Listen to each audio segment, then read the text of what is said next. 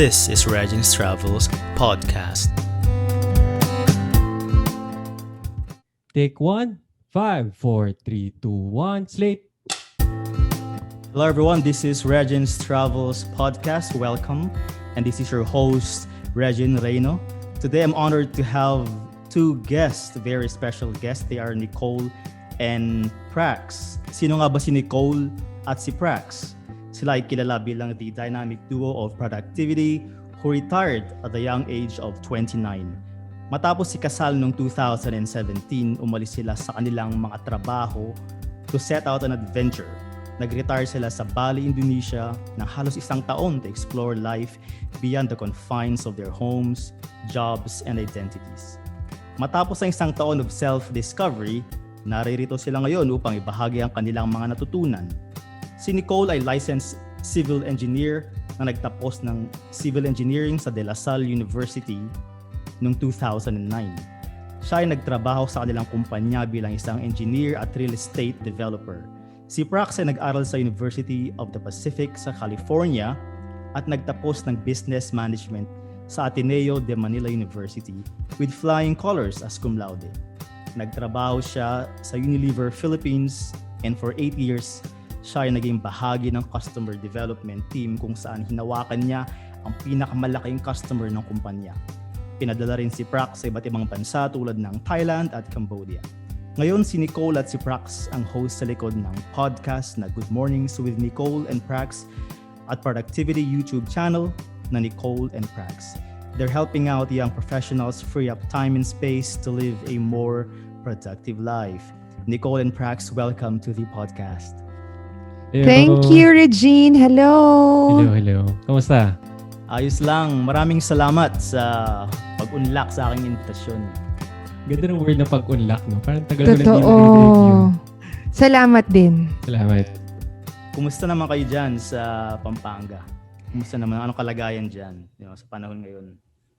I think, slowly getting back to, hindi pa naman pre-pandemic times, pero slowly getting back na yung economy, meaning the businesses around, the people outside. Ayan, si Nicole. Isa sa pasimuno, mahilig mag-cafe. So dati talaga nung pandemic, bawal yan. Ngayon medyo nakakasingit na ng pa-cafe-cafe. Siyempre, cafe is life. Oo, nakita ko nga mahilig kayo sa kape, di ba? Oo. Especially before. Oo, pre-pandemic. So yun, I think slowly getting there. Diyan, sa Bukidnon, kumusta? Ayos naman dito. Wala nang lockdown pero mataas pa rin yung cases. So yun nga yung parang problema natin ngayon. Kailan ba ito matatapos? Pero okay naman kasi wala nang lockdown. So yung buhay unti-unti nang bumabalik. Pero nakakatakot pa din kasi mataas pa rin yung mga cases. Totoo. Hopefully, sooner than later. Pero feeling ko malapit na to. Feeling ko ma-attain na natin. Anong tawag dun sa term? Herd immunity. Ayun. Herd immunity. Yes, Herd I think immunity. in a few months, sana by December, by Pasko. Let's all pray for that. Pray for Yun ang masasabi ko. At ngayon nakaka-excite kasi pag-uusapan natin ng minimalism. Kasi nakita ko yung podcast niyo at YouTube channel niyo and you're into minimalism as well in terms of lifestyle. At nag-retire kayo nung age 29. Wow, napaka-interesting nun. Can you tell me more about that retirement? Wow. Ang sarap balikan nung times na yon. Because that was, I would say, pivotal moment sa life namin. Ako, 29, diba? Pero prior to that, I was working corporate and there was a deep parang feeling na gusto mong mag-travel around. And I'm sure we share the same love for traveling, diba? Yeah. Whatever the reason is, bottom line, alam mo kung mahilig mag-travel yan, medyo may same vibe kayo. So my story or our story is, eventually when I was able to save up enough money, ang dream ko lang talaga is by myself to travel solo around the world. Ayan. Anong nangyari? Nag-propose tong si Nicole. Kasalanan ko pa. Siyempre, sabi ko, ano gusto mo rin? Sumama na rin siya. So, nag-prepare kami for that time. Kasi maiisip ng mga tao pag narinig nila, wow, siguro, ang dali-dali lang yun. It wasn't because we saved up for it, prepared for it for years. And then when the time came, na-ready na kami, kasal na rin kami. Siguro parang 3 months after we got married, we quit our jobs, both kami, and then we flew to Bali. Ayan.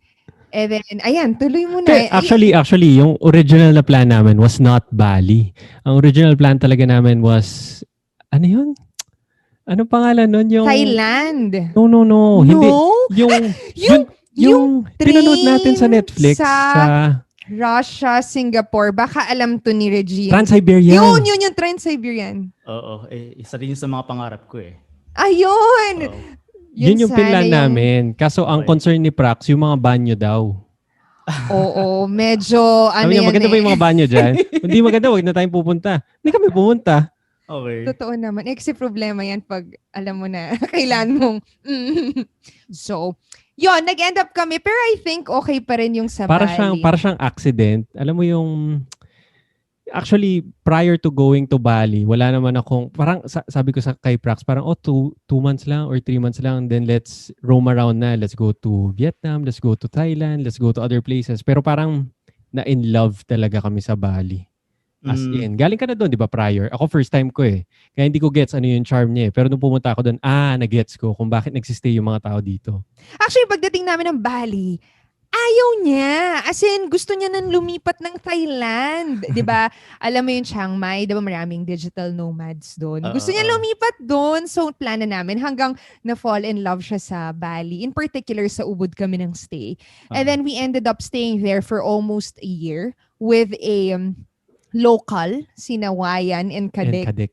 Parang sa second floor ng house nila. So we lived with them. Pero separate naman talaga yung living space namin. Anong year to? Anong year to na pumunta kayo sa Bali? 2017? Nung bagong kasal pa lang kayo. Yeah, 2017. Tapos bumalik kami 2018. Okay. Yun yung time na yun. And ang daming realizations doon. Pero generally... Go. Ano? Hindi, generally masasabi ko, one of the highlights yun in life natin and we continue to share that because feel ko, yun yung naging parang fountain of realizations for us to move forward. Well, to whatever it is we're doing right now. Kasi parang tinatawag namin siya retirement. Pero actually, ito yung concept na mini-retirement na pinasikat ni Tim Ferriss dun sa book niya na 4-Hour Work Week. And super fan talaga ako ni Tim Ferriss na talagang wini-wish ko ever since na nag-start na ako mag-work, kailan kaya ako mag-mini-retirement? Anyway, sa mga hindi familiar sa concept ng mini-retirement is parang, ang idea kasi natin of retirement is pagdating ng mga 60 tayo or 70, tama? Ang sinabi ni Tim Ferriss na parang why not, parang kunin mo na yon earlier in life. Kasi split mo siya. Parang sinabi niya. Okay. Spread mo siya. Parang sinasabi niya, parang every 2 years or every 3 years, why not take, let's say, 3 months break, a month break, 1 year break. Kasi sabi niya, hindi ka naman sure kung abot ka na 60 eh. Totoo. Wow. And ito pa yung concept. Sure ka ba na gusto mo yung concept na magre-retire ka by the age of 60?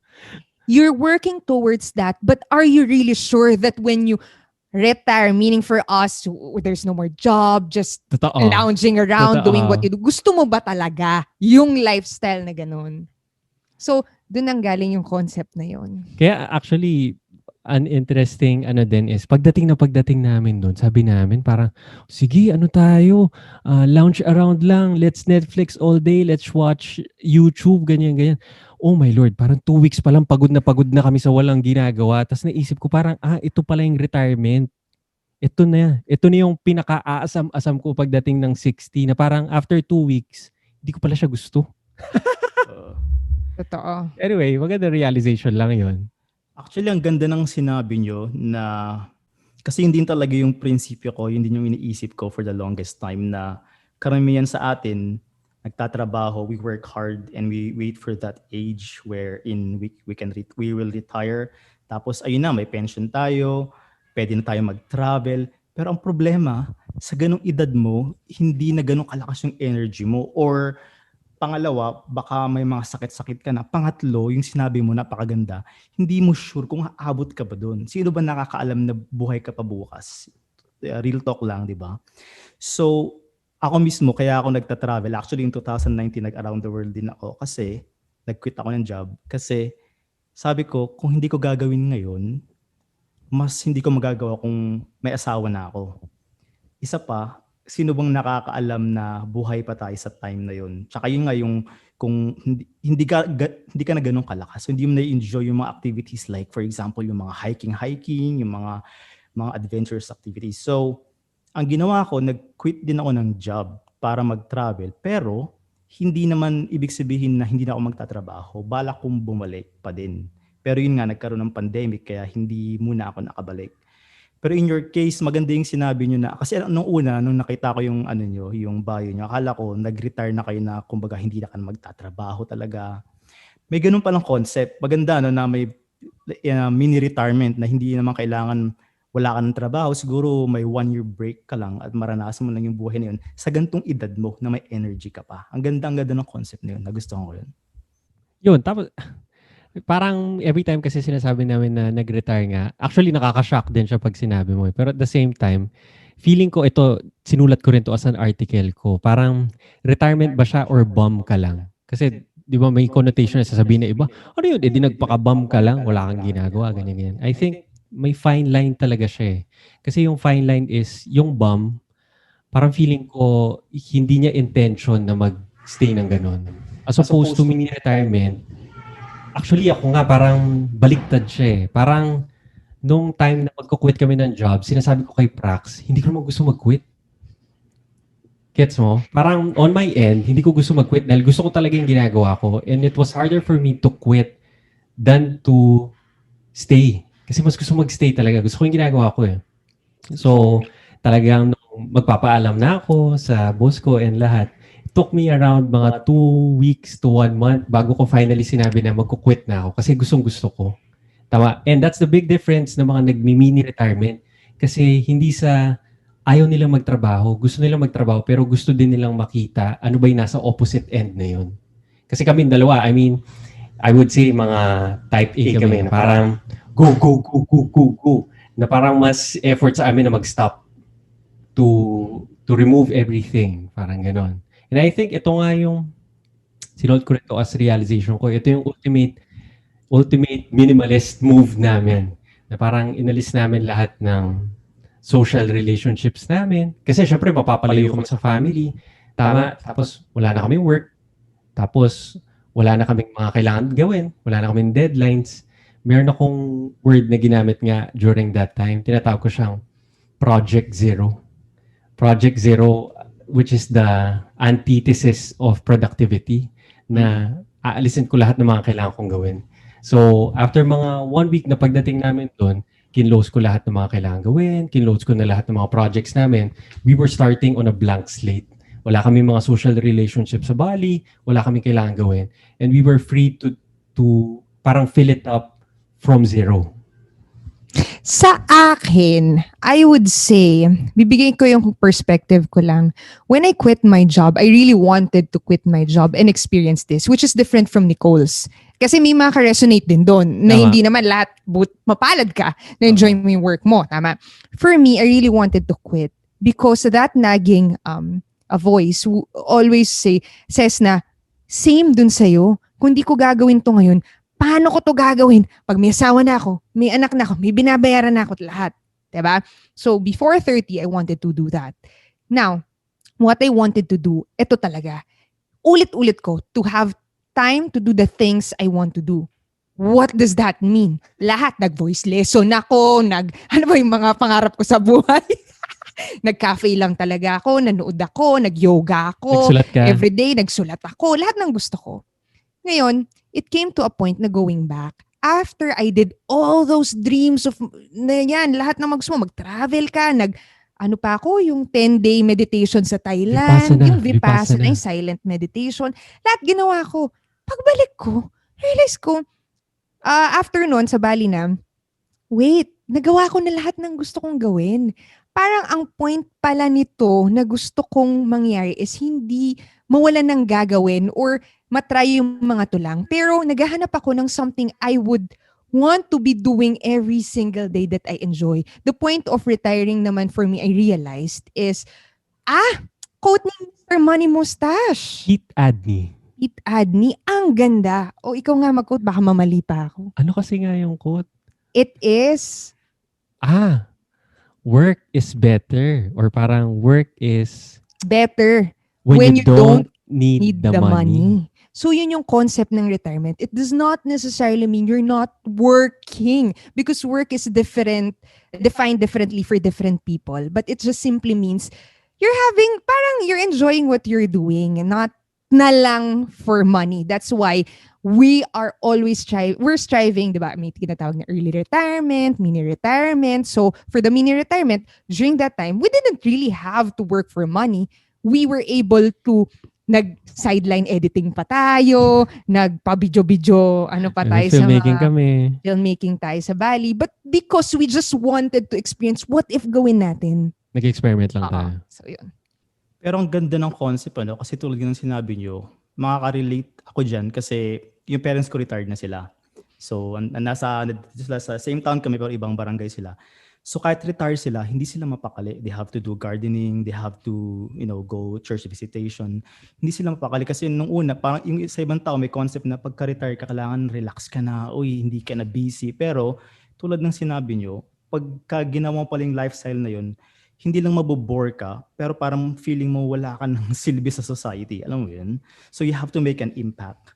So yung concept nyo, parang nakarelate agad kayo at that age na ganun paling feeling ng maging retire. Hindi ibig sabihin na tulad ng term mo, bum ka lang, na wala ka ng silbi, na umiinom ka lang doon or something, nag-nanood ka lang ng TV.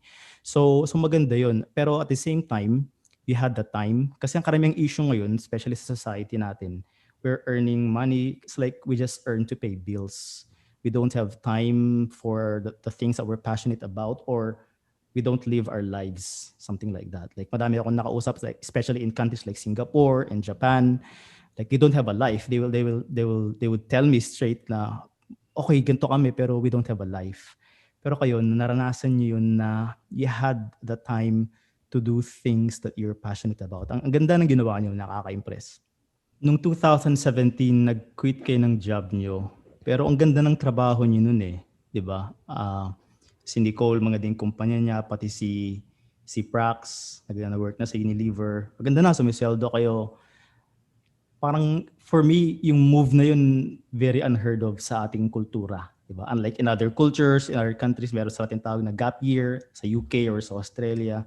Pero sa atin, yung society sa atin, iba yung kultura natin na kailangan mag-aral ka na mabuti, tapos galingan mo sa school para magkaroon ka ng magandang trabaho, tapos stability, security, ganun yung parang mindset natin, especially as Filipinos. So, pero kayo, parang despite na ang ganda na ng trabaho nyo, sumisweldo na kayo, pero nag-quit pa din kayo. Ano yung, una-una, ano yung talagang pinaka nag-udyok sa inyo? Na, kasi that's a very bold move. Pangalawa, ano yung mga hesitation or mga takot na nadama nyo? Especially yung mga pressure from family or something. Ako, naaalala ko, ilang taon ba ako nung nag-quit ako? 28? 28, 29. 28, no? Hindi, mga 20. 28 kasi 29 ako, mga ganun. Naalala ko, hindi naman siya abrupt decision. It was a decision in the making for 3, 4, 5 years. It took me a while before having the courage to do that.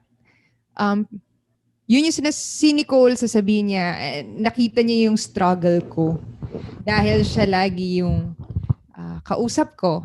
Ayan. Every night tatawag siya sa akin, gusto ko lang mag-quit ng job ko. Tapos habang nagda-drive siya, gabi na, 9:00 na, kasi ganun yung oras nila eh.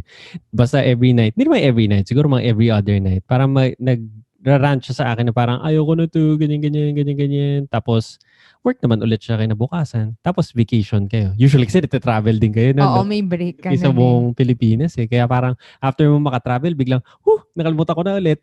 Totoo. But then, the question is, ano yung hesitations and how did go about? So, yun, it took a while until I reached a point. Actually, more than ito, baka naman isipin nila, hindi ako thankful sa work ko. I am Oh. super duper thankful because actually two things. It allowed me to quit my job and do that mini retirement. And second is, I was able to parang realize a lot of things dahil that job, parang nahasa talaga ako dun sa corporate work na yun. Kung gusto mo talaga maging best, or hindi yung best, pero magaling sa mga skills, the corporate skills that transferable naman eventually once you go out on your own or stay in the corporate. Anyway, nung 7th or 8th year ko kasi sa company, I was sent sa Cambodia for a 1-year stint. Ngayon, Wow, nag-work 1 ako. year. 1 year. Tagal So, Naging expat ka? Expatriate. Dati, ang pag narinig mo yung word na expat, pang foreigner lang no? Tapos Pamputi ngayon lang. parang, ano mo, na-experience, uy, ako na yung expat na yun. totoo. And I'm super duper mega thankful for the company for allowing me to do that because it was there na nagkaroon akong space. Parang din yung una kong minimalist move in the Oo. sense na mawawala yung social responsibilities ko sa family, sa friends, kasi magbe-build ka ng new life there for a year. So, mas maging konting commitments mo. Wala ka nang gagawin pag gabi.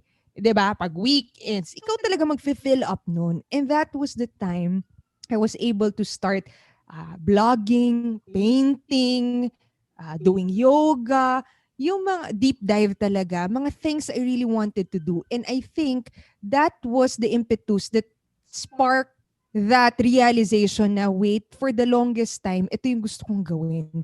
Parang I think it's time na realize ko with that space na kailangan ko gawin or else hindi na mangyayari. Now, hesitations of course would be the savings. Financial would be a big part of it. But as I've said, pinag-iipunan ko ng matagal yon dahil matagal ko nang gusto. And then second would be, how would you tell your mentors, your boss that you're quitting? Because I'm so thankful for the opportunity that they gave me, sending me abroad, trusting, building me up to go there na parang sasabihin ko na lang, di na ako babalik pagkatapos nito. 'Di ba? Nakakahiya naman. Mabigat na mabigat. As in, I had to cry a lot and stuff. But, ang na-realize ko, magpapakasal na kasi ako. Nag-propose na si Nicole noon eh. And naisip ko, if hindi ko pa gagawin, kailan pa? And eventually, eto sinasabi ko sana, pag magkakaanak ako, paano ko siya matitingnan sa mata? Sasabihin ko, follow your dreams. If ako mismo, hindi ko siya gagawin. Sobrang na-feel ko, ang hypocrite ko. And time is running out for me at that time because I know, mas magiging mahirap siya because imminent na mangyayari at marriage, anak.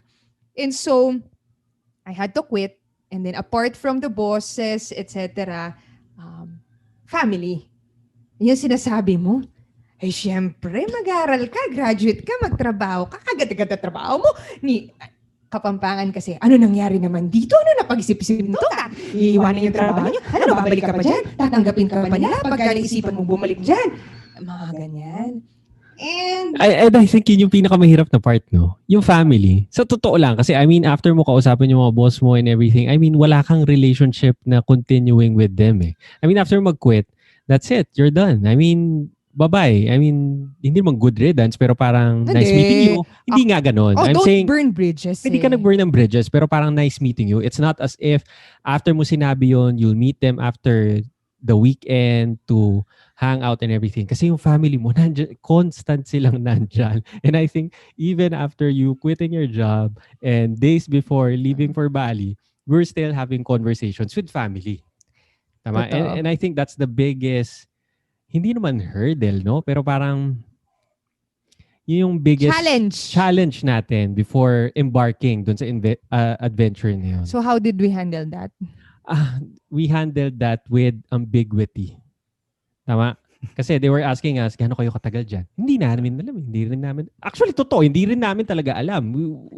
We weren't sure. Hindi naman alam kung 1 month lang ba yun. Sawa na kami. Uwi na kami. So, in reality, parang hindi rin clear kung kailan tayo uuwi. That's why it was easier for them siguro to swallow that pill na aalis tayo. It's as if, kasi normal lang na nagta-travel tayo eh. Hindi nila alam na hindi na pala tayo babalik Hindi. next Ako, week. alam ko. Wait, ako, in my mind, alam ko, minimum 6 months. Okay. Pero hindi natin kino-communicate sa kanila. Kasi, tama, sinasabi mo na, sabihin mo, basta babalik tayo, basta Which is babalik true. tayo. Bumalik naman tayo. Bumalik naman talaga kami. Pero, on top of that, more than ambiguity, in terms of the dealing with it, I think for me, mas naging vocal din sa akin dahil, yun nga, sa Manila ka na nagwo-work, ganyan. Ang sinasabi ko lang, I tried to explain myself just as how I resigned or told my boss yung kwento ko. But then, kahit na ikwento mo kasi sa kanila yon, since they're your family, they're vocal to always ask, bakit nga? Bakit nga? Hindi ko mag-gets. Bakit nga? Hanggang to the point na, wala, nag-quit ka na, I stood my ground lang. Di naman sila nagalit. Di naman ako naging, I think, pabigat. I think ganito, magandang explainer kasi si Prax, if may ayaw siya or may gusto siya, sasabihin niya. Ganun siya type of person. Very direct siya, assertive siya. This is what I want. Ito yung paglalabang ko to, ganyan. Ako, I'm the opposite. Ayoko ng conflict. Okay. So as much as possible, we withhold ko yung information as much as I can. As much as needed. Just to parang appease yung situation yun. Kasi feeling ko, at the end of the day, feeling ko talagang sinasabi lang talaga naman nila is gusto ko nila makasama. I mean, aalis ka na ba? Hindi ka na babalik? I think kahit na sinasabi nilang yung work mo, syempre, it's coming from a good place. It's not as if parang gusto ka nilang mapariwara or anything na ayaw ka nilang mag-explore. Pero parang as parents, parang gusto mo lang secured yung anak mo, protected safe siya, first and foremost. And I think alam naman natin na safe yung pinupuntahan natin. Hindi naman as if nire-risk natin yung lives natin. I mean, nakaupo ka lang sa Bali, umiinom ka lang ng kape doon. Hindi ka naman parang in danger. Tama? So, yun. Actually, yung nabanggit ni Prax kanina na yung corporate world, thankful ka din naman doon. Naalala ko yung sinabi ng The Minimalist, yung may podcast din sila, Joseph Fields Milburn, tsaka si Ryan Nicodemus. Yung corporate world daw ang nagbigay daan kung ano sila ngayon. So, 'di ba marami kasi nagki-quit ng job tapos sinasabi parang almost isumpa na yung corporate world. Parang nasa cubicle lang ako, 9 to 5 job. Pero sabi nila, thankful din sila sa corporate world kasi yun yung nagbigay daan kung ano yung ginagawa nila ngayon. Kasi dahil sa corporate world, nasanay sila sa public speaking. Kasi yun yung nature ng job nila. So yung ginagawa nila ngayon, marami silang mga talks, 'di ba? Especially pre-pandemic. So, thankful din sila doon. Tapos nabanggit mo rin yung kanina. At saka, it reminded me yung isang episode nila na starting over. Na mayroon silang episode na starting over. Ang ganda doon. So, yung ginawa nyo, parang, ako ito yung buhay ko, pero I have to start all over again and go to Bali and just live a minimal life.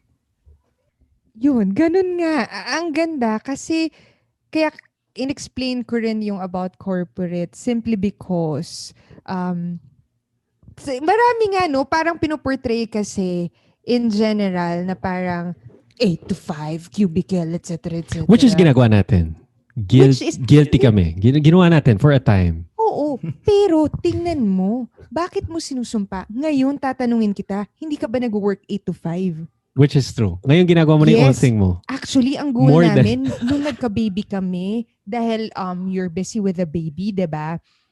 Sabi namin, ang goal namin makabalik sa pag-work ng 8 to 5. Bakit magiging goal mo yun if in the first place, inayawan mo yun before? So there's a big difference, tama? So anyhow, I digress. Bumabalik lang ako dun sa corporate na 8 to 5 grind na marami siyang tinuro sa akin. And whatever my history is, or in general tayo, feel ko, hindi naman tayo magiging ganito kundi dun sa mga na-experience natin. So anyway, yun lang naman. Pero saka sa Cambodia, anong city ka nung nag-work ka sa abroad? Phnom Penh, dun sa city talaga. Sa capital talaga. So napuntahan mo yung yung War Museum ba yun? Yung maraming skull. Oo. Binisita niya ako. Nakavisit ka doon, Hindi Pol Pot? kasi Tama ba? Pol Pot. Dumaan lang ako pero hindi ko yung nabisita. Pero may friend kasi ako nakabisita. Umiyak daw siya nung nakita niya yung maraming bungo, parang ganun. Oh my Lord, pumunta ako Ako doon. din. Hindi ko alam na ganun yung pupuntahan ko. As in, nakakatakot. Hindi naman siya nakakatakot pero parang nakakaiyak Nakaka-sad. talaga siya. Kasi parang may kasama kami local doon na kinukwento niya yung mga stories ng nangyari sa panahon ni Pol Pot. And yun yung first time na narinig ko lang na, pinagdaanan pala to ng mga kamar? Kamar ba? O Khmer. kamer? Khmer. Something. Yung ano nila, ah, group nila. O yun. So parang, wala lang. Isang magandang, side story sa travel ng Sa travel. Cambodia. No? Pero napanood yun yung movie na Killing Fields. Hindi pa. Panoorin yun, ang ganda. Tungkol ba doon? Tungkol sa gera. True story siya, kaya maganda. Mm. True story talaga. Killing Fields ang title. Isa sa pinakamagandang movie na travel movie na napanood ko. Nasa Netflix ba? Or Hindi ko alam, wala akong hindi ko Netflix. sure. Sige. Isi-search Kami nang natin bahala. yan. Pero bakit Bali yung napili nyo? Kasi Bali talagang yan. I mean, common destination siya ng mga digital nomads, yung mga, especially mga seeking, mga I have to find myself. Especially nung after ng movie na Eat, Pray, Love, di ba? Yung book. Totoo. Pumunta siya ng Bali. May effective ba yun sa inyo? Yung movie or yung book? Ako ang sasagot niyan dahil ako ang nagsabi na Bali.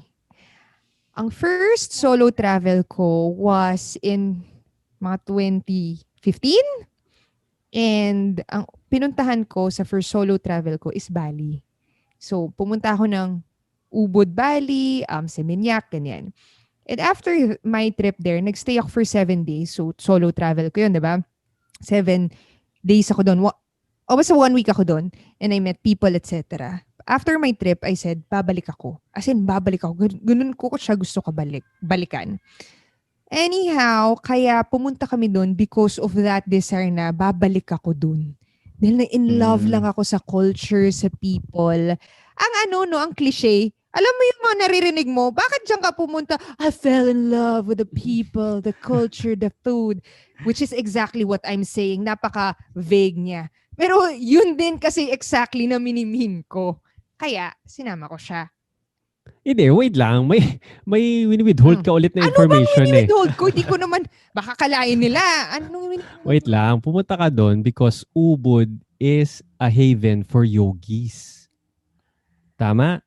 And during that time, nag-yoga ka na rin. Hindi ka as heavy with your yoga. Pero nung bumalik na tayo sa Ubud at that time, kasi nung nag-Cambodia siya, may na-meet siya ng mga group of people, mga ashtangis. It's a type of yoga na parang very specific siya. And doon niya na-meet yung isang teacher niya.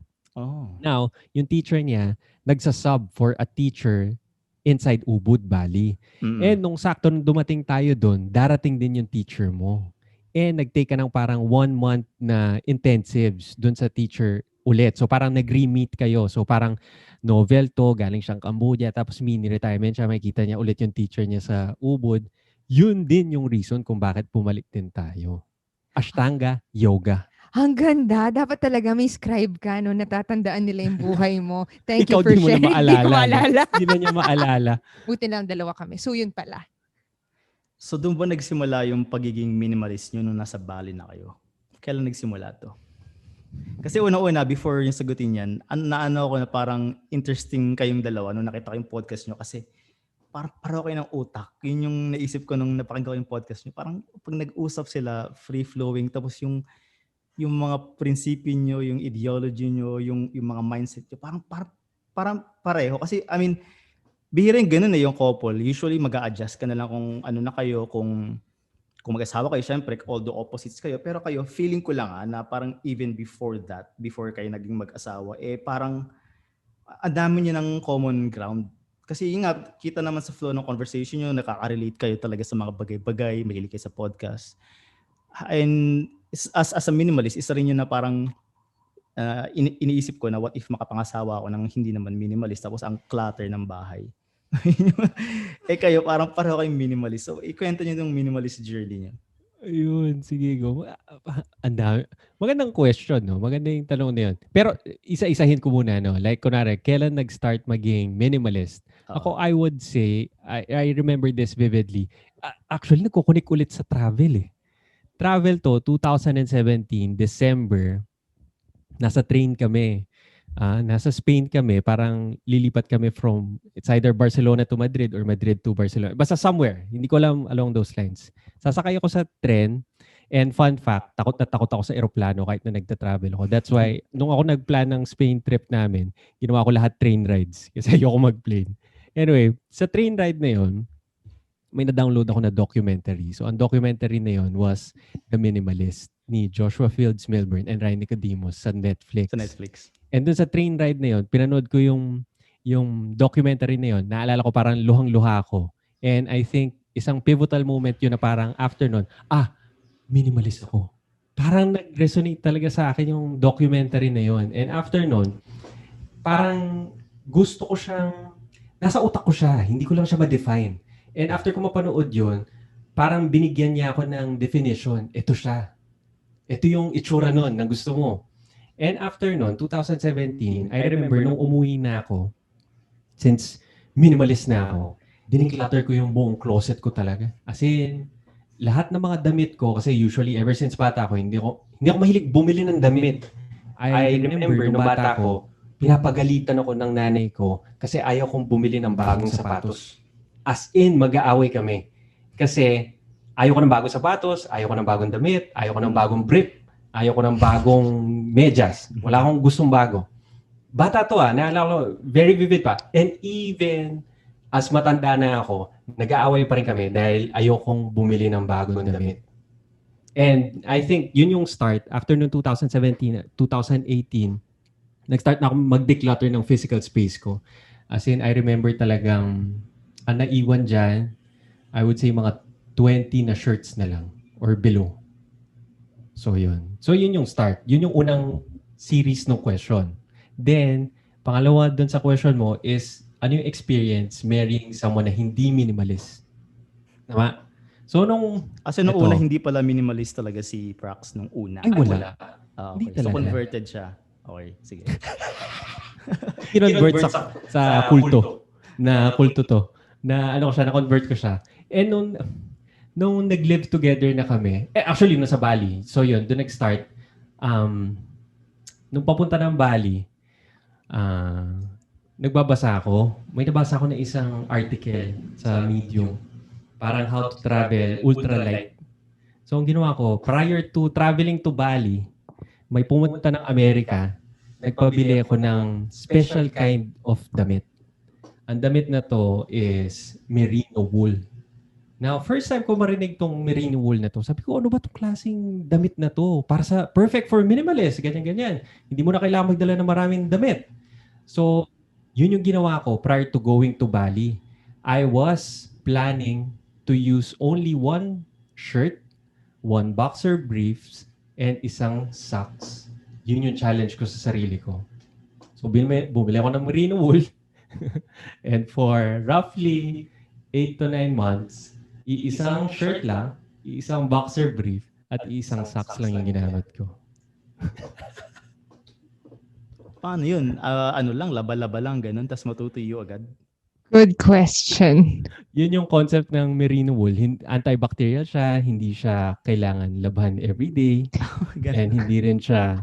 Anyway, kadiri siya pakinggan. So, ganito, meron too siyang much information, wait lang. pero Share research natin. yun kasi totoo siya. Totoo siya, okay. ganito. Pinaglalaban ko talaga siya. So legit Siyempre, yun legit siya, newlywed kami So, meron siyang dinala, mga pantulog. Ay, oo. Yun naman. Pantulog siya. So, at the end of the day, hindi daw winawash yun everyday, masisira. Masisira So, siya, papahanginan lang niya yung t-shirt, yung brief niya, yung medyas niya.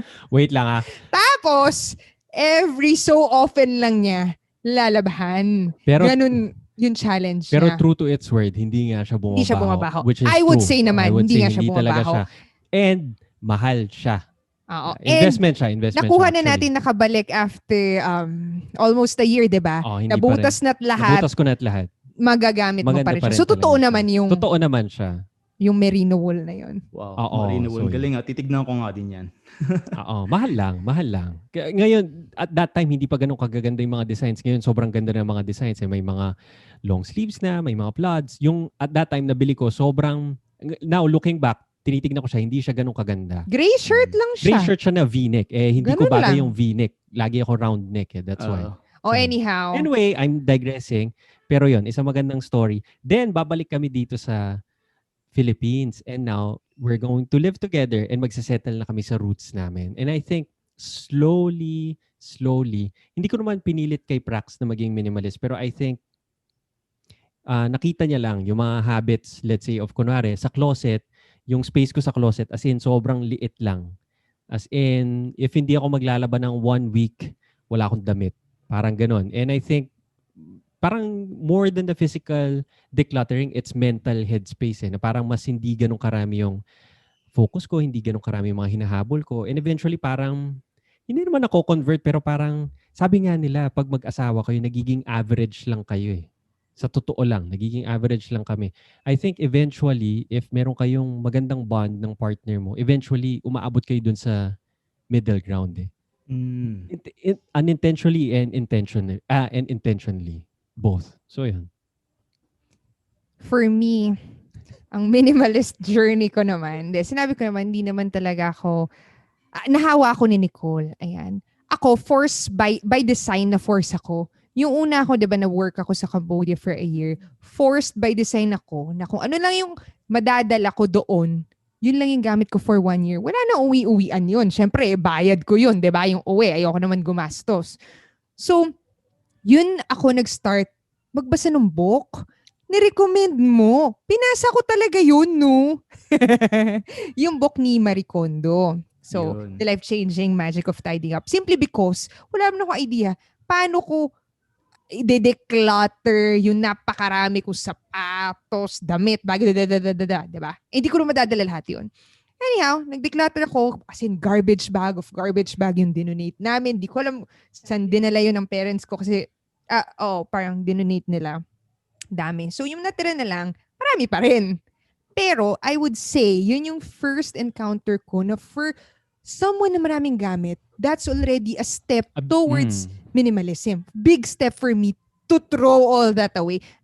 Di ko na rin naman gagamitin na isip ko. So, pagbalik ko from Cambodia, narealize ko, ang dami pa rin gamit na natira. Tapos doon pa ako nagbawas kasi the fact na hindi ko nagamit ng 1 year, hindi ko sila hinanap, hindi ko na siguro gagamitin yung mga to, di ba? Hindi mo na kailangan. Hindi ko na kailangan. So, while yes, I still have stash of some items, I would say nabawasan na drastically. Now, nung nag-Bali, ito yung ultimate minimalist, ang tawag ba dito, move for me. Sa Bali, natuto kami magmotor. Hindi kami nagmomotor eh. So doon, first time namin magmomotor, nagrenta kami. Sabi namin, sige, noong una, lakad-lakad lang tayo, delikado magmotor. Sabi, baka daw maaksidente tayo. Uy, mamatay daw tayo. Alam mo yung ganong sinasabi? Kasi ayaw ka pa motor dito pag nasa sa inyo ka. So, ganun kami. So, anyway, sabi namin, wait, masakit sa paa na lalakad ka. Wala tatay mapupunta dito. Kung tatagal tayo dito, kailangan natin magmotor. Hindi rin naman namin afford to rent a car kasi it's so expensive. And masikip yung mga daan. Masikip yung mga daan. So, nag-rent kami ng motor sa parking lot. Talagang mano-mano. Kasi kung ma-aksidente kami doon, Diyos ko po, walang anything, diba? So, hanggang natuto kami magmotor. And eventually, ang naging guide namin, tigisa kami motor para mahasa kami sa pagmumotor. Hanggang confident enough kami, we drove around the island. Now, whenever nagkaroon kami ng every month, punta tayo somewhere outside Ubud. Ano ang madadala mo for your 3 to 5 days stay outside is kung ano lang kasya sa motor. Kung maglo-long drive ka ng 2-3 oras, 4 na oras. Hindi naman pwede ka, may luggage ka, hindi naman ako expert. Yung kasya lang dun sa compartment sa upuan, ang liit-liit lang. Ang kasya lang dun is yung helmet mo. So, yun yung dala-dala namin. So, ganun kadaming clothes. So, dun ko rin na-realize na you don't need as much naman pala. Dahil kasya yung buhay ko for a week dun sa maliit na compartment na yon. Coming from someone na talagang pag umalis, gusto mo, tala mo lahat. May choice ka na sapatos, may choice ka ng ganyan. So, yun na may experience ko. Now, going back to being married with, ito, in terms of values, we didn't start, to clear air, we didn't start out having the same values. Even philosophies. Kasi eventually na lang yung philosophy namin, yung values, sabi natin, pag-usapan natin, dapat ganito, ganyan. We didn't start out like that. But, tama, yung sinasabi ni Nicole na if you have a good connection, you'll be averaging each one out. Kaya nga ngayon, sa dati, ang aga-aga ko matulog, ngayon medyo nalilate na, nahihila niya ako. Siya, sobrang Ako late naman. matulog. Ngayon, maaga na ako natutulog. Average Dahil sa kanya. out nyo lang naman. Nag-average lang kami. Naging morning person ka na din. Ay, oo. Galing So, yan ang aming minimalist. Ikaw ba ngayon, Regine? I mean, do you have a partner or nagka-experience ka na ba na non-minimalist siya? Ngayon single ako, pero before may girlfriend ako, hindi siya minimalist. So, pero back then, hindi pa na ako nag-practice talaga ng minimalism. Pero iniisip ko lang in the future, parang ini-imagine. Isang rason din kung bakit talagang ako parang medyo namimili talaga ng kasi hindi ko ma-imagine yung you have to live with someone na magkaiba kayo ng values. So, parang ganun. So, hindi naman talaga yun, na parang, hindi naman talaga na dapat ganito ka talaga. Kung di ka ganito, hindi tayo pwede. Hindi naman ganun. Pero as much as possible, sana, di ba? Parang ganun. Tama. Isang ginawa namin nung bagong kasal kami, umupo kami, tapos sabi namin, figure out natin ano yung mga values natin. Kasi sabi namin, every time mag-aaway tayo, let's always parang refer back sa mga values na to. And kasi pag bagong kasal din, I mean, doon mo rin makikita yung underlying parang philosophies nyo or values nyo. Kasi if mag-aaway kayo, it means may misalignment dun sa mga values. Kunwari, isang laging pinag-aawayan would be pera. Tama? So, nag-set kami in stone ano yung value namin about money. So, let's say, mag-share lang kami ng isang value namin about money is a neutral indicator of the value na binibigay mo sa ibang tao. O yun, about money, naglagay lang kami ng certain value na pag sinabi namin, if mag-away tayo all about money, we have this value na sinusundan natin. Yun, about value. And every time nag-aaway kami about money, binabalikan lang namin yung isang value na yun. And I would just share one value all about money. Ang sinabi namin, money is a neutral indicator of the value that you give to other people. And every time mag-aaway kami about money, ang tinatanong namin, are we giving value to other people? Kasi if we're giving value to other people, babalik yun in terms of money. So every time mag-aaway kami about money, we're asking ourselves, are we giving value to others? Kasi if magbibigay ka, babalik yun in terms of money. So isang example lang yun, pero pwedeng maging about minimalism, about finances. May isa. Ano pa? Ito lagi, discourse over debate. Kasi often yan na magkakaroon kayong discussion or away or talakan. Alam mo yung bantering, di ba, between two. And every time, it's kainit-initan sa mga, wait, are we discussing? Are we having a debate or a discourse? Babalik lagi na parang, oo nga, kasi sa debate, there's a win, ikaw ba o ako? Per discourse, willing ka ba makinig? More than willing ka ba makinig, what's the right thing? Parang ganon. And tayong dalawa, hinahanap natin yun. We're on the same page, hindi tayo magkaaway. Parang ganon. So, ang dami namin mga ganitong maliliit na value cards na parang nilalabas lang namin yung mga value card na yun every time may misalignment. Parang ganon. Galing. Kasi yun nga talagang kita ko naman sa nyo na kahit di mo kilala masyado yung tao, pero makikita mo, ma-feel mo yung vibe na yung energy sa mga podcast nyo or sa YouTube. Na parang nagkakaintindihan talaga kayo. Especially, ka pa, Lasa Lista tapos siya Ateneo. So pag UAP, nag-aaway kayo, di ba? Ano yan? Blue versus green. Man. Actually, nag-meet kami, magkaaway din talaga kami. Oo. Magkalabang kami sa isang, ano tawag mo doon? Academic competition. So, magkalaban yung school namin. Doon kami nag-meet. Wow. Magkalaban kami. Oo. Tapos nabanggit nyo nga, pareho kayong type A personality. So, yun talaga ang madalas na nagka-clash, di ba, in terms of relationship. Tama. Pero nag-meet kayo sa gitna. Gusto ko yung sinabi mo kanina nung before ka naging minimalist na nung nakita mo yung Netflix documentary na The Minimalist yung mga The Minimalist saka Machiavelli nag-film nun din siya, minimalist din sa YouTube channel. Nakarelate ako doon kasi since bata, may ganun akong concept pero hindi ko alam yung term. Hindi ko alam na may ganung movement. Pero parang ayaw ko ng clutter, hindi ko nakikita yung need ng mga maraming things. Tapos parang it weighs me down, no? Yung mga bagay-bagay. Pero hindi ko alam na may ganun palang term, na may ganung movement or something. Pero nung ako naman nabasa ko yung libro na Stuffocation ni James Wallman, ang author. So sa librong yun, binanggit niya kung anong effect ng clutter sa katawan natin, physiological effect, like tataas yung cortisol mo pagka may clutter. Talagang may research, tinest nila. Tapos nabanggit din yung The Minimalist doon, yung kwento nila. Tapos pinanood ko yung YouTube na sa TED Talk, may TED Talk sila. Ayun, may ganito palang term. Tapos parang doon na mas naging ano bang tawag doon? Mas naging focus na, or mas naging, may term lagi sila. Anong term doon? Yung parang focus ka, or anong other word for doon? English word na you have to be, nakalimutan ko yung term, yung vocabulary for that. Pero ang point, may purpose ka for that. Purposeful, synonym for purposeful. So, nung binanggit mo nga yun, parang nakarelate ako doon na, may ganito pala. So, alam na natin na, ito, may mga ganito. Although wala namang clear rules talaga ng minimalism, pero at least may mga ideas ka and may mga community na sumusuport. Isa rin sa mga fina-follow kong vlogs about minimalism, si Joshua Becker of Becoming Minimalist, kung kilala nyo.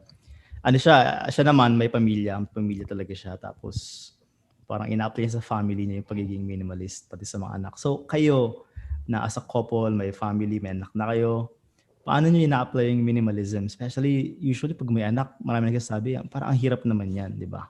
So, sa case nyo, paano nyo ina-apply tong concept na to? Mahirap nga talaga to. I mean, I would say ito, struggle pa rin namin siya. Kaya maganda siyang i-share din. Kasi as a minimalist, pag magkakaanak ka, hindi mo ma-imagine na itong sobrang liit na taong to, but parang mapupuno pala niya yung living space mo in a matter of a few months. Kasi yan talagang, kasi prior to having a baby, talagang makikita mo yung room namin, talagang ang luwang-luwang. Kahit mag-tumbling ka doon, pwede. Ngayon, parang sumikip ulit siya bigla. Making way for someone na isang tao na talagang kailangan ka niya during times na hindi siya capable, na kailangan mo siya alagaan. Doon papasok yung, even though I would say minimalist na ako, for a moment, hindi naman sa nagsakam ka, pero parang na-test yung pagiging minimalist mo. Na kasi parang gusto mo mag-provide for someone. Na parang naalis yung utak mo sa sarili mo, nag-empathize ka sa ibang tao. Kaya nga feeling ko pag naging parent ka na, parang may malaking shift sa utak mo. Mm-mm. In a way, parang eto na siguro yung moment na sinasabi nila, nagiging selfless ka na. Parang nawawala siya. Na parang at that moment, doesn't matter if minimalist ako or what, ano ba yung kailangan niya. Pero may fine line yun. Minsan, hindi mo alam if natutuwa ka na lang din talaga nagpo-purchase. Tama? Would you agree? Yes. Ako naman kasi, ako yung pasimuno sa... Pasimuno. Hindi, ako naman talaga yung nagpa-purchase for baby. True, ako yung true. magde-decipher. Ako, when I look at it, the things I purchase, di ko alam kung bias ako. Correct me if I'm wrong. Hindi ganun kadami. Pero the Tama. things that are gifted to us, mas marami. Would you agree? I agree.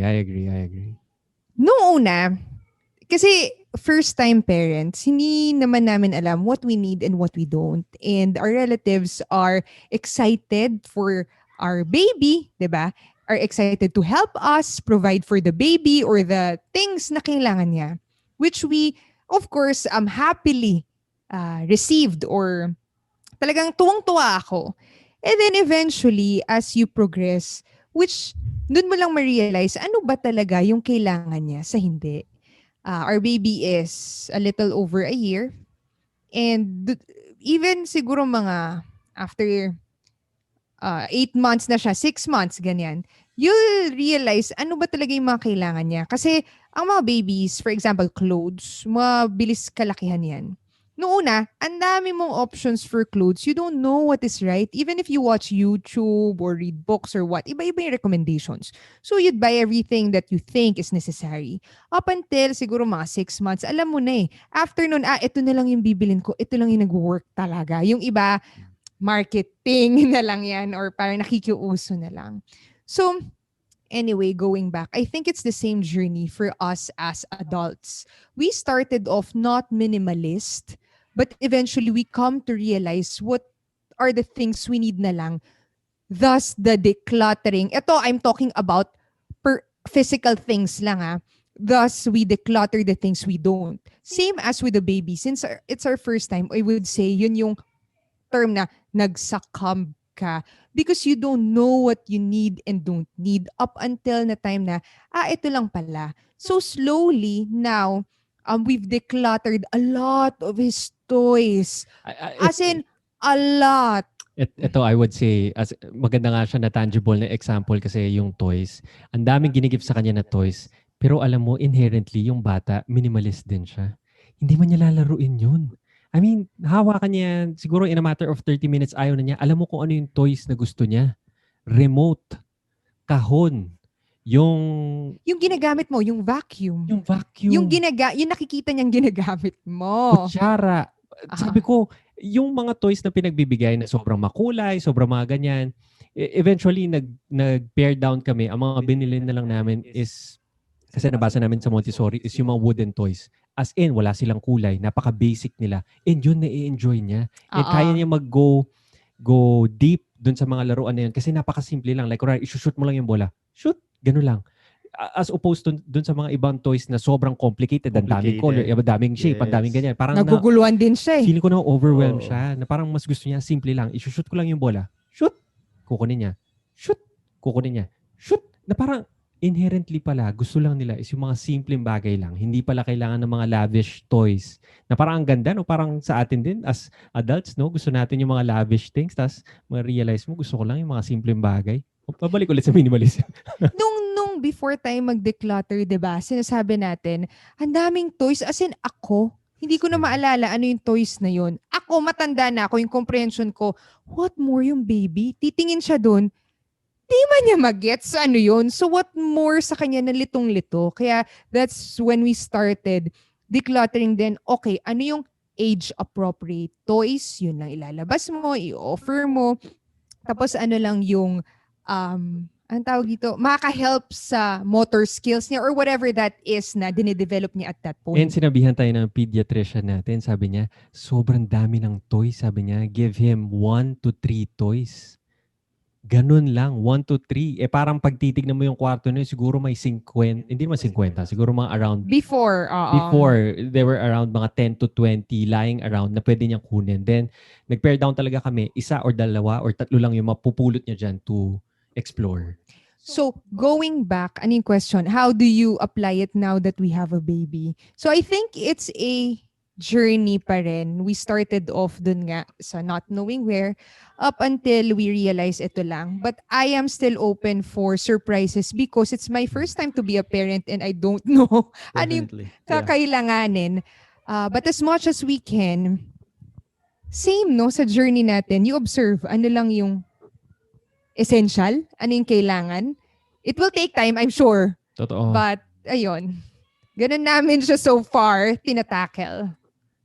Ganda yung sinabi ni Nicole nung na-observe mo na inherent, yung term inherent sa bata na isang minimalist. Kasi ito nga, lalo ngayon may movement na minimalism. So we all think that ito yung movement na parang, ito yung uso, kailangan i-promote mo to kasi parang, alam mo yun, parang is something like a fad na ito yung uso, something like that. Usually, iba, aesthetic aspect ng minimalism. Pero if you think about it, hindi siya keso uso eh. Kung if you observe yourself, listen to yourself, parang nature talaga ng isang tao na maging minimalist. Diba? As a child, yung based sa observation mo. Hindi naman to research, pero observation ko lang din. Tsaka, yun nga, according to research, na pagka sobrang dami mo ng stuff, tumataas yung cortisol level mo, which is the stress hormone, yung mga ganun, tapos it weighs you down. So, and if you look back at our ancestors, di ba, ano ba yung mga gamit nila nun? Wala naman sila mga smartphone, tumitingin lang sila sa araw, sinusunod nila yung panahon, at mas maganda yung health nila, mas maganda yung in terms of sleep, mas okay yung sleep nila. So, akala natin parang movement to na, ito ipauso natin. Pero, kahit wala pa to, pakinggan mo yung sarili mo, parang inherit talaga sa atin na minimalist tayong lahat. Parang ganun. Siguro na-influencean tayo ng mga bagay-bagay kaya gusto natin na kailangan bilhin ko 3 kotse, kailangan ganun. Yun ang pananaw ko doon nung sinabi mo ito ko sa anak mo. I think, totoo nga, I think it's mostly media. Tama? It's consumption of, mostly it's consumerism, di ba? Babalik siya dun pag pinanood mo yung Netflix documentary.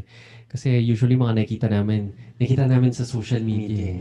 Di ba? Nakita mo yan sa YouTube, nakita mo yan sa kung saan, na parang minsan, hindi ka rin magpo-pause to think if kailangan mo ba talaga siya. And minsan, kahit na matagal na kaming minimalist, parang abot pa rin sa point na may impulse din. Parang, sige, bilhin mo na nga siya. Parang gano'n. Kailangan ko talaga yan. Then pagdating, ay, hindi ko pala kailangan. Doon mo lang ma-realize na parang, ay, nagkamali ako. Anong tawag kasi doon? Buyer's remorse. Diba? Yung parang, kaya usually ginagawa rin namin, i-add to cart mo yan, pero maghihintay ka. Yun. Very effective. Hindi mo naman siya bibili agad kasi after 2 days, 3 days, hindi mo na pala kailangan. Hindi mo na pala, or hindi mo na gusto din. Wala na rin siya gusto. Attachment. Oo. Totoo. Na-experience ko din yan. Tapos, sa group natin na Minimalist Philippines, may pinost kayo dun about correlation ng sleep and minimalism. Pwede bang may share nyo yun kahit konti lang sa listeners natin? Kasi parang ito yung problema ngayon sa digital age, di ba? Magandang topic to. Lalo na ikaw ang magkwento.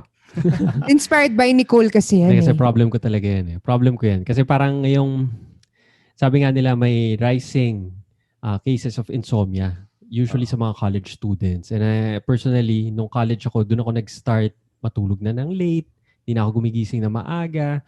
And I think, and at that time, badge of honor yun. Pag late ka matulog. Tama? Badge of honor yun na nag-aaral ka ng late. Or nag-grind ka. Di ba? Nag-grind ka. Pero as you grow older, doon mo makikita na sa real world, hindi naman, kasi nagtatrabaho tayo, 8 a.m., matutulog ka ng 12 or 1. Magiging sleep deprived ka. And we all know that sleep deprivation is increasing our risk of dying. And nagiging correlated din siya sa obesity, sa heart disease, sa iba't ibang mga klase pang sakit.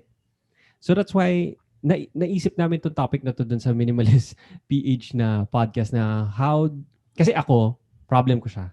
So, tinry kong isipin, paano ba makakatulong yung minimalism sa insomnia ko, quote-unquote. Now, if you're clinically diagnosed with insomnia, syempre hindi ako doktor, hindi to medical advice. This is for information or entertainment purposes. Ito lang yung ginawa ko. So, ang ginawa ko lang is, number 1, laging sinasabi nila is, sinasabi ko to, quote ko to, screens are the poison that's killing your sleep. Naisip ko yun. Tapos sabi ko, kasi in essence, screens lang naman talaga ang dahilan kung bakit insomniac tayo. Kasi pag nagta-travel ako sa ibang lugar, let's say, mag-surf ako sa La Union, walang wifi, walang party, wala naman TV. Bakit pagdating ng 7 p.m., antok na ako? Tama? Kasama ko yung mga surfers doon, 7, 8, tulog na kasi wala nang happening eh. Doon ko nakita na baka itong insomnia ko, hindi siya totoo. Baka ako yung nag-i-inflict sa kanya. Dahil sa sobrang dami ng mga screens na nakikita ko. And true to it, nung sinabi kong, sige, magbabasa na lang ako ng fiction book bago ako matulog, ang bilis, in-snap, para akong umiinom ng sleeping pill, but inaantok ako pag wala na akong kasamang screens. So yun yung very quick tip ko lang, remove screens and read a fiction book. If mahilig kang magbasa ng non-fiction. Now, if mahilig ka ng fiction, magbasa ka ng non-fiction. Magbasa ka lang. Kasi nung bata tayo, alam mo yung pagpapabasahin ka ng book report, talagang ayaw mong magbasa. Yun yung feeling pag bago ako matulog. 5 minutes lang talagang antok na ako, makakatulog ako. So yun, that's a very quick way to remove your quote-unquote insomnia. Yeah, ang galing. Kasi nung 90s, kasi ako 90s kid ako. Naalala ko, yun nga, mga alas 8, di ba? Wala namang smartphones nun. Wala pa kaming cable nun eh. Alas 8, sleeping time na nun, nung 90s. Totoo, sa bahay namin, ganyan. Yeah, sa kanila, totoo. Kaya maaga din ako natutulog eh. Like 7, 8, nasa bed na. So parang, naturally, ikaw rin, nasa kama na. I mean, before, yun nga, wala naman yung on-demand na phone ka lang lagi eh. Matutulog ka na lang talaga. And naturally, your body will wake up early. Kasi sobra ka na sa tulog, magigising ka na lang talaga.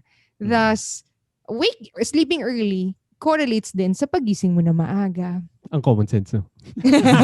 Kasi si baby, ito yung sinasabi namin, case in point, baby namin, si Marcos, we taught him, parang sleep trained him, and kasi wala siyang gadgets, we don't allow him to watch TV, no phone, so walang ganon. So, natutulog siya, antukin na siya, 7:30 p.m. tulog na siya. And then, wala naman siyang concept of time, right? Di niya alam. Magigising siya between 5:36 to 6:30. So, naturally, meron lang talaga tayong parang to-train mo yung katawan mo to have that kind of rhythm if you want to, excluding the external devices that we have. At ang pagiging minimalism, hindi lang yung mga tangible na mga bagay-bagay na in terms of weighing us down, pati yung digital, yung mga files natin, sobrang dami minsan. Ano naman ang mga papayo nyo sa mga taong gusto ma-solve tong problem na to in terms of digital clutter? Kasi parang mas problema pa nga ito ngayon kaysa yung mga tangible things. Yung mga phone, computer, or laptop. Totoo. Ito yung actually, didiscuss ko lang ulit yung sa ginawa ko sa Bali. Ang tawag ko doon is Project Zero. So, ang concept lang nun, hindi ko naman ninakaw pero inspired siya sa isang YouTuber, si Craig Adams, na naisip niya yung ano na yun. Kasi nag-ano din siya ng minimalism. Inano niya yung Project Zero na lilinisin niya lahat ng digital niya, lahat ng mga projects niya. Actually, wala naman clear-cut step pero feeling ko just having the intention of clearing it up. Kasi parang wala naman akong methodology din of paano i-declutter pero parang may semblance lang ako of parang higher concept na parang lilinisin ko siya from ground zero up until kasi sabi nga nila parang may kanya-kanya tayo ng way of organizing things. And I think organization is inherent sa iba't ibang tao. Pero may mga methodologies, siguro, para makapagbigay ako ng something tangible. May isang sikat na Brazilian-Filipino, si Tiago Forte. Si Tiago Forte, medyo heavy ako sa pagbasa sa kanya kasi isa siya sa mga pillar figure sa productivity. And meron siyang sikat na course, which is Building a Second Brain. So, sobrang sikat ng course na yun. And meron siyang para methodology. Anyway, based lang siya sa Getting Things Done ni David Allen. And tinranslate niya into digital. Ang para, medyo technical na to pero magpahapyaw lang ako. Inaayos niya yung mga files niya into projects, areas, resources, and archives. So, 4 na yun. Ang project, natatapos siya. Earn 100,000 by December.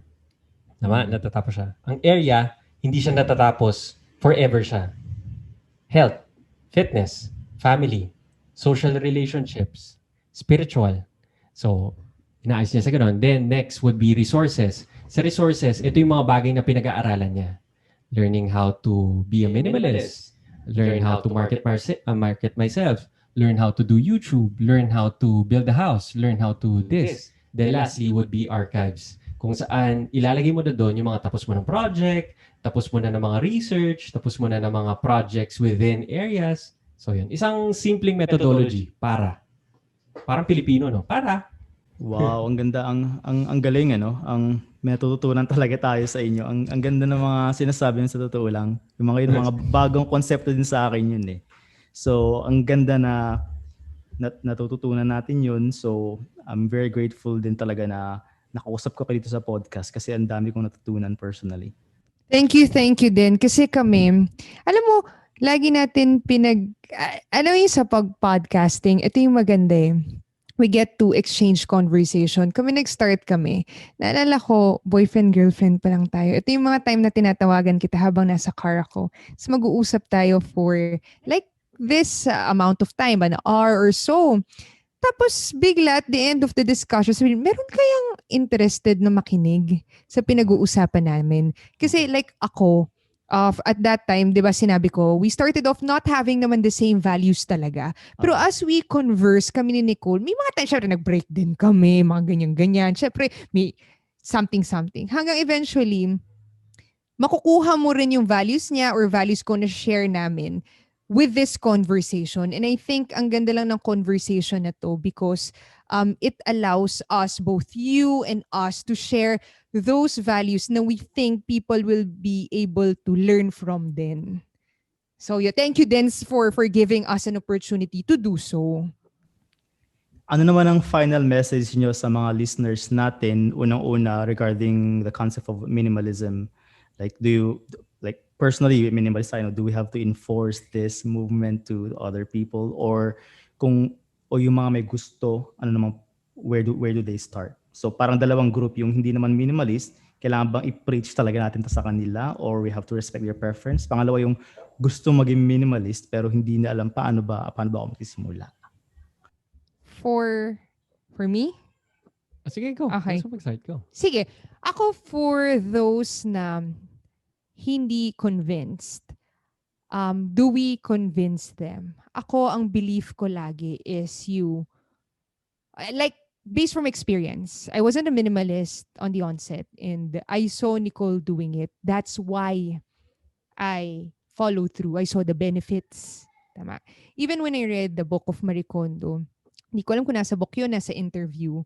Ang sinasabi is, tama, I think nasa book yung ito yung parang kwento na, ako magde-declutter, sasabihin ko ba sa nanay ko, mag-declutter ka rin nga, ang dami-dami mong gamit, tapos yung kapatid mo, ikaw rin. More than telling them to do it, you show them that you're doing it and the benefits of it. Kasi naniniwala ko that if it really will change you, because it will, they will see and ikaw may experience ka dyan and mag-follow suit din naman sila. So, wala ako sa area of convincing people but more on doing it myself and showing them. Now, ano yung isa for minimalism in general? For those who want to get started, minimalism, just like exercise, kinukwento ko nga kay Nicole, we started minimalism with decluttering. Yun yung sikat. Sikat yan. Even sa exercise, you will start to do exercise. Why? Gusto mo na six-pack abs. Gusto mo mag-lose weight. For example, initial introduction ko with yoga is just, gusto ko magmukha sexy, syempre. Yung mga picture ko, gusto ko maganda. But eventually, as you do yoga, you'll realize that it's beyond physical. It's a mindful meditation, a moving meditation. It's deepening your spiritual relationship with yourself, a time with yourself, and eventually you'll see the positive benefits that it brings to your relationships dahil mas nagiging positive ka. Now, going back to minimalism, yes, for those starting, kung sa exercise man yan is mag-lose ka ng weight, gumanda yung katawan mo, okay yun na motivation. Same as for minimalism, if you want to declutter the stuff that you have, go for it. And yun yung unang first step. Kasi I think yun yung tangible. Now, as you do it based from experience, you'll soon realize that minimalism is a lifestyle. It's not something lang na gagawin ko ngayon, nag-declutter ako. Okay, dahil walang gamit yung kwarto namin, minimalist kami. It's not like that because as you you continue practicing it, ang daming applications. For example, sa household namin, we do meal preparation or batch cooking, which means we only cook 2 days out of the 1 week. Example to. So, 2 days, maluluto yung pagkain namin ng 1 week. That is minimalism. Why? Because yung clutter ng, anong gusto mong ulam? Anong gusto mong ulam? Anong gusto mong ulam? Maghugas ako ng plato. Yung paulit-ulit na yun. You're removing that clutter from your head and just, okay, in that 2 days, gagawin ko yan so I can have space for the rest of the week, di ba? Which is the same. Ang daming mga examples na you'll eventually realize na nagiging minimalist ka sa work. What we do is we set 1 day, puro meetings. The other days, makakapag-deep work ka. Tama? That is minimalism because you're again freeing headspace and time for you to do things, di ba? So, anyway, this is higher concept, I think. But for those starting, go ahead if what attracts you is physical, decluttering, the aesthetic, go ahead. Basta makapag-start lang. Yun, maganda yun. Dami naman sinabi. Very minimalist. Very with what you said. minimalist. O Yes. sige, how do you minimize that? Anong call to action? Ako, more than- Magaling siya. I-call to action mo yun. May more than call to action. Meron ako naalalang sikat na quote. Laging kinukuto sa isang favorite na Stoic philosopher naman namin, si Marcus Aurelius. Gagawin ko lang siya Tagalog or conversational. Sinasabi niya sa sarili niya, sinusulat niya sa journal niya. Sabi niya, pagkagising mo today, makakamit ka ng mga tao. Maiirita ka sa kanila. Hindi nila alam kung ano ang tama at kung ano ang mali. Sabi niya gano'n. Usually, kinakat yung quote na yun. Up until dun lang. It's as if to say na parang wala kang paki sa mga taong to. Parang walang context. Oo, pero actually may katuloy yung quote na yun, which is nami-miss lagi ng mga tao. Pero sinasabi ni Marcus Aurelius sa sarili niya, pero sabi niya, ikaw Marcos, sabi niya, alam mo yung tama and it is your virtue to teach these people kung ano yung tama sa mali. And that is your job. And I think as minimalists, it is our job. Alam natin na maasar tayo dun sa mga taong, let's say, hindi minimalist and ganyan-ganyan. Pero hindi sa wala na tayong paki sa kanila. Meron tayong paki and it is our virtue to show them kung ano ba yung, hindi naman necessarily tama, pero kung how it can benefit them. Not by shoving it down their throats, pero parang showing them kung ano yung benefit nung lifestyle yun. So I think magandang message din or ender din yun. Wow, ang ganda. Thank you so much talaga, Nicole and Prax, dito sa podcast for accepting my invitation. And do you want to promote something? Maybe you want to plug something, your podcast or your YouTube channel or anything? Oo, yun. So you can listen to us on Spotify. It's Good Mornings with Nicole and Prax. And we have a YouTube channel all about productivity where we help you free up time and space to live a more productive life. Just search our names, Nicole and Prax. All right, once again, thank you guys for listening. Till the next episode.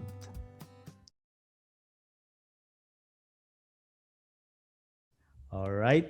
Salamat talaga. Thank you, Regine. Salamat, Regine. Galing. Salamat sa pag-invite and nakakatuwa to... Grabe nung first time lang natin mag-meet pero natuwa tayo sa conversation. So, Iba, no? parang nakakonect tayo from Pampanga to Bukidnon. Parang feel ko kilala ko na siya. Kasi halos nagkaka-same time mga kwento-kwento. Mga ganun. Totoo, no? I Hindi mean, ko... ang weird ng internet, Weird. no? Ang weird ng internet talaga. I mean, makakamit ka talaga ng mga tao. Kaya gusto namin nagpo-post doon eh. Kaya parang feeling namin, ito yung mga tribe namin, ito yung mga taong gets, makakagets sa'yo. Totoo.